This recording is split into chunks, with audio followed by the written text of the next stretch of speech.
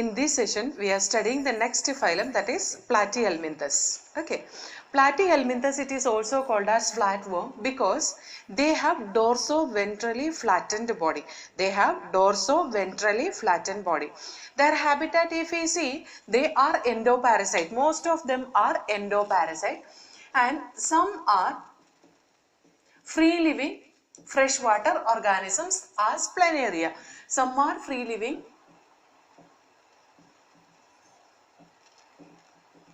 example planaria. This is seen in the fresh water, and we can see this organism, they are not parasitic form. They are not parasitic form, right? And the next one, if we see the next characteristic feature, if we see the body symmetry of this organism, they have bilateral body symmetry.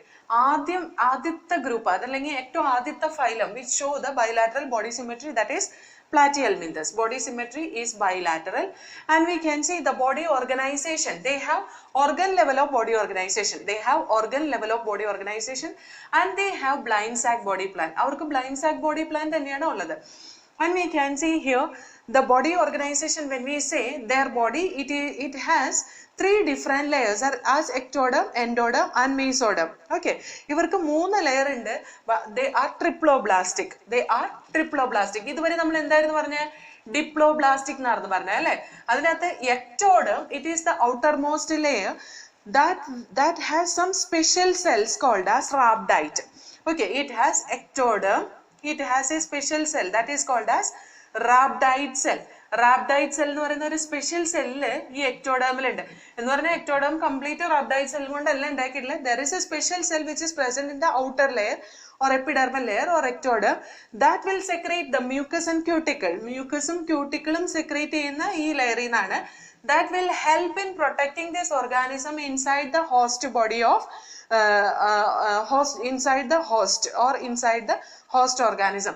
Host organismത്തിലെ digestive enzymes-ലൊന്നും ഈ organismത്തിലെ ഈ പാരസൈറ്റിനൊന്നും പറ്റാതിരിക്കാൻ വേണ്ടിയിട്ട് അതിൻ്റെ ബോഡിയിലുള്ള ഒരു coating ആണ് അതിന്റെ mucus coating അതുപോലെ cuticle ഒക്കെ. That is secreted by the cells, special cells present in the epidermis region, that is called as the rhabdite. The mesodermal layer which is present in this group of organism, that is called as parenchyma cells. Mesoderm, it is parenchyma cells. Mesodermal layer എന്ന് പറയുന്ന parenchyma cells കൊണ്ട് ഉണ്ടാക്കിയതാണ്. അതേപോലെ endodermis layer is also present in this group of organisms. So we can say they have 3 different layers in their germ layers: ectoderm, endoderm and mesoderm. Endodermis, it is innermost layer. Mesoderm, it does not have a canal system, so we will call this as a coelomate organism. അപ്പോൾ ഇതെന്താണ്? A coelomate organism കൂടിയാണ്. A coelomate organism. They are a coelomate organism. They do not have coelom. അതേപോലെ this organism, it show first cephalization എന്ന് പറഞ്ഞാൽ head formation ആദ്യം കാണുന്നത് ഏത് ഓർഗാനിസത്തിലാണ്? ഈ ഓർഗാനിസത്തിലാണ്. Cephalization is seen in this group of organism. അപ്പോൾ നമ്മൾ see here body organization പറഞ്ഞപ്പോൾ organ level of body organization ആണ് അവർക്കുള്ളത്. blind sac body plan ആണ്. ആദ്യത്തെ ട്രിപ്ലോബ്ലാസ്റ്റിക് ഓർഗാനിസം ആണ്, പക്ഷേ coelomate ആണ് കേട്ടോ. ഇതിന്റെ ട്രിപ്ലോബ്ലാസ്റ്റിൽ 3 ലെയർ ഓഫ് സെൽസ് ഉണ്ട്: എക്ടോഡം, എൻഡോഡം, മീസോഡം. എക്ടോഡം എപ്പിഡെർമിസിൽ കാണുന്ന ഒരു സ്പെഷ്യൽ സെല്ലാണ് റാബ്ഡൈറ്റ് എന്ന് പറയുന്നത്. This rhabdite, it will secrete the mucus and cuticle because to escape this, most of these organisms, they are endoparasite. To escape from the host defense mechanism, there is a cuticle or mucus layer, it is needed on the surface of this parasite, that is secreted from the ectoderm. Mesoderm layer എന്ന് പറയുന്ന parenchyma cells കൊണ്ട് ഉണ്ടാക്കിയിട്ടുള്ളതാണ്. ആ cells നമ്മൾ പറയുന്ന പേരാണ് parenchyma cells. They do not have any cavity in that. Because of that, we will call it as a coelomate organism. Endodermis is internal layer of this germ layers, and we can see this this organism in which we can see the first cephalization. ആദ്യത്തെ cephalization അല്ലെങ്കിൽ head formation കണ്ടത് ഈ ഓർഗാനിസത്തിലാണ്. അതേപോലെ എൻഡോപാരസൈറ്റിന്റെ കേസിൽ they have hooks and suckers also. അവർക്ക് ഹൂക്കും sucker അങ്ങനത്തെ കുറെ characteristic ഫീച്ചേഴ്സും ഉണ്ട് എൻഡോപാരസൈറ്റിന്റെ കേസിൽ കേട്ടോ. കാരണം എന്താ, ഹൂക്കും സക്കറും ഒക്കെ വെച്ചിട്ടാണ് അത് ഓർഗാനിസത്തിന്റെ ഹോസ്റ്റ് ഓർഗാനിസത്തിന്റെ ഡൈജസ്റ്റീവ് ട്രാക്റ്റിലോ എവിടെയാണ് അത് വളരുന്നതെന്ന് വെച്ചാൽ അവിടെ പറ്റിപ്പിടിച്ച് വളരാനും അതേപോലെ തന്നെ അവിടുന്ന് ന്യൂട്രിയൻസിനെ വലിച്ചെടുക്കാനും സഹായിക്കുന്നത് ഈ സക്കറും ഹൂക്കും എല്ലാം കൂടി കൂടിയിട്ടാണ് കേട്ടോ. Now the next one, if we see the next characteristic feature which we we are seeing here, that is the digestive system. Mostly the endoparasite, they will not be having the digestive system. Endoparasite ne digestive system indavilla. Digestive system illatha, complete absent aayitulla endoparasite, that is seen in the class Cestoda. In the class Cestoda, no digestive system. In other organism, it will undergo extracellular digestion. ബാക്കി എല്ലാത്തിനകത്തും എങ്ങനെയായിരിക്കും? Extracellular digestion ആയിരിക്കും നടക്കുക. In the class Cestoda. സെസ്റ്റോഡയിൽ വരുന്നതാണ് ഈ tape വേം ഒക്കെ അല്ലേ? കഴിഞ്ഞ ദിവസം നമ്മൾ ഇതിന്റെ ബേസിസ്, കഴിഞ്ഞ സെഷനിൽ നമ്മൾ ഇതിന്റെ ബേസിസ് ഓഫ് ക്ലാസിഫിക്കേഷൻ പറഞ്ഞപ്പോൾ അതിനകത്ത് സെഗ്മെന്റേഷൻ പറഞ്ഞപ്പോൾ ഞാൻ പറഞ്ഞു pseudo segmentation. It is seen in tape വേം that comes under cestoda, that is nothing but the extension of proglottid എന്നൊക്കെ പറഞ്ഞിട്ട് നമ്മൾ പഠിച്ചായിരുന്നു അല്ലേ? ആ സെയിം ഓർഗാനിസം തന്നെയാണ് എൻഡോപാരസൈറ്റ് ആയിട്ട് ഇവിടെ കാണുന്നത്. അതിന്റെ ഡൈജസ്റ്റീവ് സിസ്റ്റം കംപ്ലീറ്റ് ആയിട്ട് ആബ്സെന്റ് ആയിട്ടുള്ളത്. അതുകൊണ്ട് തന്നെ ഈ എൻഡോപാരസൈറ്റിലെ കേസിൽ ബോഡി സർഫസിൽ കൂടെ അവര് ഡൈജസ്റ്റീവ് മെറ്റീരിയൽസ്, ഡൈജസ്റ്റീവ് ന്യൂട്രിയൻസിനെ ഹോസ്റ്റ് ഓർഗാനിസത്തിൽ നിന്ന് അബ്സോർബ് ചെയ്യാണ് ചെയ്യുക. Then the respiratory system which is present in this organism, it will undergo respiration through their body surface. Body surface കൂടിയാണ് അവരുടെ respiration നടക്കുക by diffusion. But see, anaerobic respiration we can see in the case of endoparasite. Anaerobes are endoparasite. Anaerobes, that is endoparasite. Endoparasite കേസിൽ അവർ anaerobic organisms ആയിരിക്കും. ഓക്സിജന്റെ requirement അവർക്ക് ഉണ്ടാവില്ല, because what to say, what all it is requirement is there, that will be directly accessed from the host organism. Okay, excretory system നമ്മൾ നോക്കിയാൽ they have excretory organ. നമ്മൾ ഇതുവരെ excretory organ ഒന്നും പഠിച്ചില്ല അല്ലേ? ബോഡി സർഫസിൽ കൂടെ ഡിഫ്യൂസ് ചെയ്ത അമോണിയ പുറത്തു പോകുന്നു, അത്രേ നമ്മൾ ഇതുവരെ പഠിച്ചിട്ടുള്ളൂ. Now we are saying some excretory organ is present in this group of organism. That may be protonephridia, that we can say as protonephridia, or we can call as flame cell, or we can call it as solenocyte. Solenocyte or flame cells or protonephridia. This is the excretory system which is present in this group of organism. Body skeleton എന്ന് പറയുന്ന ഒരു mesenchyme layer ആണ്. Mesenchyme layer ആണ് body skeleton. Proper ആയിട്ടൊരു body skeleton ഇതിന് ഇല്ല. Okay, mesenchyme layer, that is the body skeleton. And we can see the nervous system. Nervous system, it is a ladder like nervous system present in this group of organism. ഒരു ladder പോലത്തെ ഉള്ള ഒരു nervous system ആണ്. അതായത് അവരുടെ body എന്ന് പറയുന്നത് തന്നെ ഫ്ലാറ്റൻ സ്ട്രക്ചർ ആണ്. അപ്പോൾ അതിന്റെ രണ്ട് സൈഡിൽ കൂടെ ഇങ്ങനെ പോയിട്ട് ഈ നെർവ്സ് തമ്മിൽ ഇങ്ങനെ കണക്ട് ചെയ്യുന്ന ഒരു ലാഡർ പോലെ, ഒരു കോണി പോലെയാണ് അവരുടെ nervous system കാണുക. Then the reproductive system, it will undergo asexual and sexual reproduction. Asexual reproduction നടക്കുന്ന പ്ലാനേറിയ പോലത്തെ ഓർഗാനിസത്തിലാണ്. That will undergo regeneration. Asexual reproduction, regeneration. And we can see sexual reproduction, they are hermaphrodites. ഇവര് സാധാരണ എന്താണ്? Hermaphrodites ആണ്. So this hermaphrodite, that is the bisexual organism, and we can see this organism, it will undergo the external or internal development. Okay, so internal fertilization it occurs, and the development it occurs through different larval stages. Adinte fertilization നടക്കുന്നത് എങ്ങനെയാണ്? Sexual reproduction la hermaphrodite ആണ്. Sexual reproduction it occurs sexual reproduction it occurs in the group of organism, and we can see these organisms are hermaphrodite. The internal fertilization occurs in this group of organism. Development is through different larval stages. പല larval stages കൂടിയാണ് അതിന്റെ development നടക്കുക. പക്ഷെ പ്ലാനേറിയയുടെ കേസിൽ development നടക്കുക direct development ആണ് കേട്ടോ. പ്ലാനേറിയയിൽ direct development ആണ് നടക്കുക.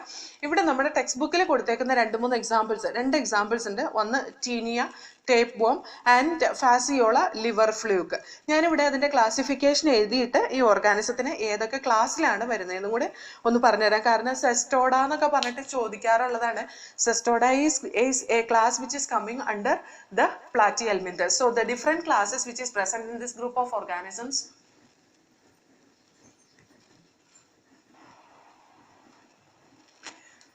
First one, it is Turbellaria.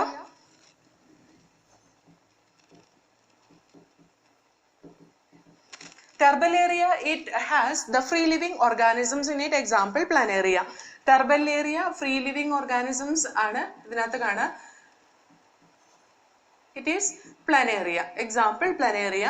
ഇവർക്ക് എങ്ങനെയാണെന്ന് വെച്ചാൽ there is no development through the larval stage. Direct development ആയിരിക്കും പ്ലാനേറിയയിൽ ഉണ്ടാവുക. Then the next one it is okay.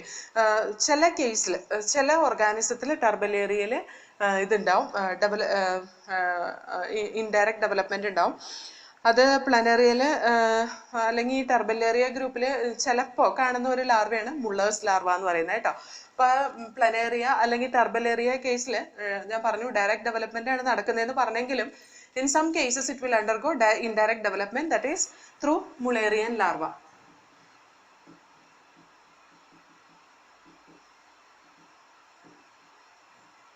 Okay, and we can see the next one, that is Trematoda.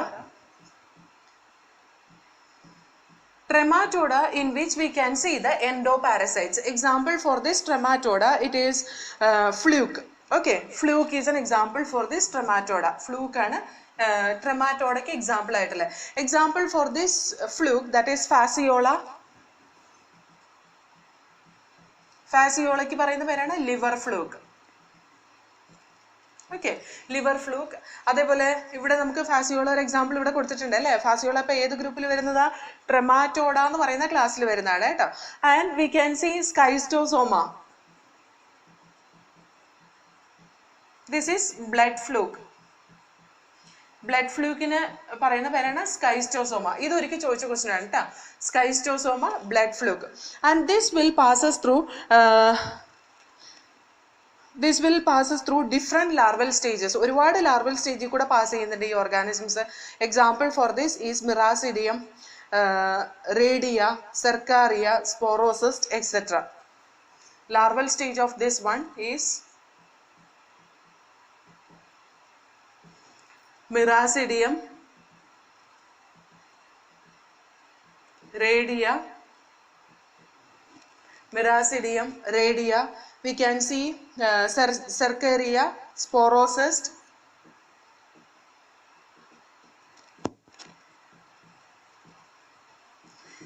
Etcetera. കുറേ larval stages ഉണ്ട് ഇതിനകത്ത് ട്രെമാറ്റോഡയിൽ. നമ്മൾ ഇത്രയും larval stages ഒന്നും ഓർത്തിരിക്കണമെന്നില്ല, പക്ഷെ fluke ട്രെമാറ്റോഡയിൽ വരുന്നതാണെന്നും liver ഫ്ലൂക്കിന് പറയുന്ന വേറൊരു പേരെന്താണെന്നും നമ്മുടെ ടെക്സ്റ്റ് ബുക്കിൽ തന്നെ കൊടുത്തിട്ടുണ്ട്. So we have to study that. Okay, and Schistosoma blood fluke ആണെന്നും ഓർത്തിരിക്കുക. അതേപോലെ ലാർവൽ സ്റ്റേജസ് പലതുണ്ടെന്ന് ഓർത്തിരിക്കുക. The next group of this Platyhelminthes is Cestoda. Cestoda, in that the tapeworm comes, right? Cestoda അതിന് പറയുന്ന കോമൺലി അതിന് പറയുന്ന പേരാണ് tapeworm. ഇതിനും പല ലാർവൽ സ്റ്റേജസ് ഉണ്ട്. ഇത് കംപ്ലീറ്റ് എൻഡോപാരസൈറ്റ് ആണ് കേട്ടോ. ഇതിനകത്ത് ഡൈജസ്റ്റീവ് സിസ്റ്റം കംപ്ലീറ്റ് ആയിട്ട് ആബ്സെന്റ് ആണ്.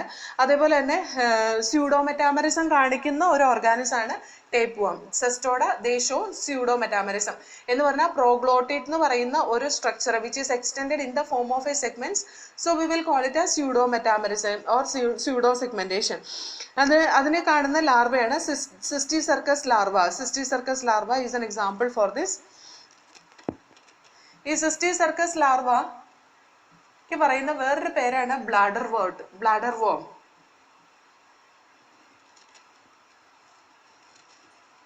ബ്ലാഡർ വോം അല്ല കേട്ടോ, bladder worm. Okay, Cysticercus larva is also called as bladder worm. An example for this group of organism, Taenia solium. Taenia solium എന്ന് പറഞ്ഞാൽ pork tapeworm ആണ്. Taenia solium. പോർക്കിൽ കാണുന്ന tapeworm. Taenia solium and Echinococcus granulosa, that is dog tapeworm. Okay, so these are the different groups of platyhelminthes. നമുക്ക് ഒന്നും കൂടെ നോക്കാം. Platyhelminthes എന്ന് പറയുന്ന ഫ്ലാറ്റ് വേം ആണ്. ഫ്ലാറ്റ് വേം എന്ന് പറയാനുള്ള കാരണം ഡോർസി വെൻട്രലി ഫ്ലാറ്റൻ ബോഡിയാണ് അവർക്കുള്ളത്. ഇനി അതിന്റെ ക്യാരക്ടറിസ്റ്റിക് ഫീച്ചേഴ്സ് നോക്കി കഴിഞ്ഞ് കഴിഞ്ഞാൽ അതിന്റെ ഹാബിറ്ററ്റ് മോസ്റ്റ് ഓഫ് ദം എൻഡോപാരസൈറ്റ് ആണ്. ഒരെണ്ണം മാത്രമാണ് ഫ്രീ ലിവിംഗ് ആയിട്ടുള്ളത്, ദാറ്റ് ഈസ് പ്ലാനേറിയ. പിന്നെ ബോഡി സിമെട്രി, ദേ ഷോ ബയലാറ്ററൽ ബോഡി സിമെട്രി. ആദ്യത്തെ ഫൈലം ബയലാറ്ററൽ ബോഡി സിമെട്രി കാണിക്കുന്നത് നമ്മുടെ പ്ലാറ്റിഹെൽമിന്തെസ് ആണ്. Body organisation, if we see, they have organ level of body organization, and we can see they have a blind sac body plan. And next, the body organization, they are triploblastic acoelomate organism. അവർക്ക് മീസോഡെർമൽ സെൽസിന് നമ്മൾ പറയുന്ന പേരാണ് parenchyma cells. അവർക്ക് എക്ടോഡെർമും ഉണ്ട് എൻഡോഡെർമും ഉണ്ട്. എക്ടോഡെർമിലുള്ള ചില special സെൽസാണ് റാബ്ഡൈറ്റ്സ്. ആ റാബ്ഡൈറ്റ്സ് secrete ചെയ്യുന്ന മ്യൂക്കസും ക്യൂട്ടിക്കിളും കൊണ്ടാണ് അവർക്ക് എൻഡോ പാരസൈറ്റ് ആയിട്ട് ഹോസ്റ്റ് ഓർഗാനിസത്തിന്റെ ഡിഫൻസ് മെക്കാനിസത്തിനെ ഓവർകം ചെയ്ത് അവരുടെ ബോഡിയിൽ ജീവിക്കാൻ സാധിക്കുന്നത്. ദെൻ ദ ഡൈജസ്റ്റീവ് സിസ്റ്റം നമ്മൾ നോക്കി കഴിഞ്ഞ് കഴിഞ്ഞിട്ടുണ്ടെങ്കിൽ digestive system most of them endo parasite എന്ന് പറഞ്ഞല്ലോ. അപ്പോൾ അവർക്ക് സെസ്റ്റോഡ ഗ്രൂപ്പിലൊക്കെ നോക്കി കഴിഞ്ഞ് കഴിഞ്ഞാൽ അവർക്ക് ഡൈജസ്റ്റീവ് സിസ്റ്റം തന്നെ കംപ്ലീറ്റ് ആബ്സെന്റ് ആയിരിക്കും. അതേപോലെ അതൊരു ബോഡി സർഫസിൽ കൂടി ആയിരിക്കും digestive material, digestive nutrients it will be absorb through their body surface to the body of these Platyhelminthes. അതല്ലെങ്കിൽ അവരുടെ ബോഡിയിൽ ഡൈജഷൻ നടക്കുക, എക്സ്ട്രാ സെല്ലുലാർ ഡൈജഷൻ ആണ് നടക്കുക. Then a respiratory system, it is occurring through the body surface through which the oxygen will undergo diffusion. Excretory system, it is seen with the help of certain excretory organ, that is protonephridia or solenocyte or flame cells. And we can see the body skeleton, it is made with a mesenchyme layer. With that the body skeleton we can see. And nervous system, it has a ladder like nervous system. The nervous system, it is the ladder like nervous system. And reproductive system, it will be asexual reproduction and it show the sexual reproduction. Asexual reproduction, it is seen by regeneration. It is shown by regeneration and it is seen in the planaria. Asexual reproduction നടക്കുമ്പോൾ regeneration നടന്ന് വേറെ larval സ്റ്റേജിൽ കൂടി ഒന്നും അത് pass ചെയ്യുന്നില്ല. പക്ഷെ sexual reproduction പ്ലനേറിയയിൽ നടന്ന it passes through the larval stage. അതിന് പറയുന്ന പേരാണ് മുളേറിയൻ ലാർവ എന്ന് കേട്ടോ. അപ്പോൾ ഞാൻ ആദ്യം ഇങ്ങനെ പ്ലനേറിയയ്ക്ക് ലാർവൽ സ്റ്റേജ് ഇല്ല എന്ന് പറഞ്ഞത് ബൈ മിസ്റ്റേക്ക് പറഞ്ഞാണ്. പ്ലനേറിയയ്ക്ക് ലാർവൽ സ്റ്റേജ് ഉണ്ട്, ആ ലാർവൽ സ്റ്റേജ് ആണ് മുളേറിയൻ ലാർവ എന്ന് പറയുന്നത്. Now if we see the classification of this, okay, sexual reproduction when we occur in this group of organism, planariയുടെ കേസിലെ larval stage മുളേറിയൻ ലാർവ എന്ന് പറഞ്ഞു. sexual reproductionലെ they are hermaphrodite organism. ഈ പറയുന്ന flatworms എല്ലാം hermaphrodites ആണ്. They will produce male and female gametes from the same organism. They will undergo internal fertilization and indirect development. Indirect development എന്ന് പറയുമ്പോൾ പല larval സ്റ്റേജിൽ കൂടി ആയിരിക്കും അതിന്റെ ഡെവലപ്മെന്റ് നടക്കുക. ടർബലേറിയയുടെ കേസിൽ ഫ്രീ ലിവിംഗ് ഫ്ലാറ്റ്ഫോമിനെ പറ്റിയിട്ടാണ് പറയുന്നത്. That is nothing but the Planaria. There the larva we said it is Mullerian larva. Trematoda it is fluke. പലതരത്തിലുള്ള ഫ്ലൂക്ക്, അതായത് നമ്മൾ കേൾക്കാറുണ്ട് ലിവർ ഫ്ലൂക്ക്, ബ്ലഡ് ഫ്ലൂക്ക്, അങ്ങനെയൊക്കെ പറഞ്ഞ ലിവർ ഫ്ലൂക്ക് നമ്മുടെ ടെക്സ്റ്റ് ബുക്കിൽ തന്നെ കൊടുത്തിട്ടുണ്ട്. Liver fluke it is also called as Fasciola and blood fluke it is also called as the Schistosoma. അവരുടെ ലാർവൽ സ്റ്റേജ് പല ലാർവയിൽ കൂടിയാണ് അത് പാസ് ചെയ്യുന്നത്. Miracidium, redia, cercaria, sporocyst etcetera. Now we can see cestoda. It is tapeworm and ഈ cestoda ഗ്രൂപ്പിന് ഒരുപാട് പ്രത്യേകതകൾ ഉണ്ട് കേട്ടോ. This does not have the digestive system at all. It is completely endoparasite and it can absorb the digested nutrients from the body of the host organism. They are anaerobic organism. Adepole they show the pseudometamerism. They will not be having any segmentation. Pseudo-segmentation it occurs. Segmentation it will show, but it is not a proper segmentation. Not any segmentation. ഞാൻ അറിയാതെ പറഞ്ഞാണ്. Not segmentation അല്ല, അതൊരു തരം pseudo segmentation അല്ലെങ്കിൽ pseudo മെറ്റാമറിസ് ആണ് കാണിക്കുന്നത്. അതെന്താന്ന് വെച്ചാൽ അവരെ കഴുത്തിന്റെ ഭാഗത്തു നിന്നുള്ള തൊലി, അതാണ് സ്കിന്നാണ് പ്രോഗ്ലോട്ടിഡ് എന്ന് പറയുന്നത്. ആ പ്രോഗ്ലോട്ടിഡ് ഇങ്ങനെ അടുക്കടുക്കായിട്ടായിരിക്കും എക്സ്റ്റെൻഡ് ചെയ്തിരിക്കുന്നത്. അപ്പോൾ നമ്മൾ കാണുമ്പോൾ തോന്നും അവരുടെ ബോഡി സെഗ്മെന്റ് ചെയ്തേക്കുന്നതാന്ന് തോന്നും. അതുകൊണ്ടാണ് നമ്മൾ അതിനെ സ്യൂഡോ സെഗ്മെന്റേഷൻ എന്ന് പറഞ്ഞത്. So pseudo segmentation or pseudo metamerism it is seen in the case of Cestoda. ഇതും പല ലാർവൽ സ്റ്റേജിൽ കൂടെ പാസ് ചെയ്യുന്നുണ്ട്. അതിനകത്ത് ഒരു ലാർവൽ സ്റ്റേജ് ആണ് cysticercus larva bladder worm. അതിന് some example it has given as Taenia solium, that is nothing but the pork tape worm. Okay, അതേപോലെ കുറെ ബീഫ് ടേപ്പ് വോം ഉണ്ട്, അതേപോലെ ഡോഗ് ടേപ്പ് വോം ഉണ്ട്. Okay, so here the Taenia solium that they have given, see Taenia they have given here as just tapeworm in our textbook. That is an example for this. Okay, so this is all about Platyhelminthes. We'll study the next phylum in the next class.